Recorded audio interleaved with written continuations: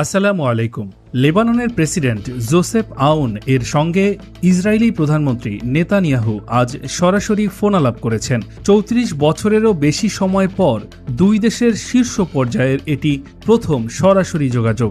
ইরানের parliament speaker Mohammad বাকের Qalibaf জানিয়েছেন, লেবাননের যুদ্ধবিরতি সম্ভব হয়েছে হিজবুল্লাহর অবিচল প্রতিরোধের কারণেই।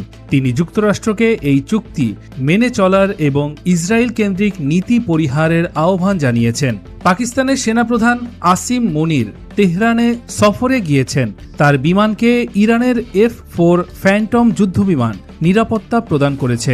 পারস্য উপসাগরে মার্কিন নৌবাহিনীর একটি MQ-4C ড্রোন বিধ্বস্ত হয়েছে।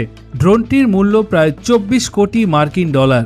মার্কিন নৌবাহিনীর ঘটনাটি দুর্ঘটনা বলে দাবি করেছে, তবে বিস্তারিত কিছু জানা যায়নি। তেহরানে গতকাল 3টি গাড়ি বোমা নিষ্ক্রিয় করা হয়েছে। ইরানের নিরাপত্তা বাহিনী জানিয়েছে একটি ছোট বিস্ফোরণ ঘটলেও কোনো হতাহতের ঘটনা ঘটেনি এবং পরিস্থিতি সম্পূর্ণ নিয়ন্ত্রণে রয়েছে। মধ্যপ্রাচ্যের সর্বশেষ আপডেট জানতে আমাদের সঙ্গেই থাকুন।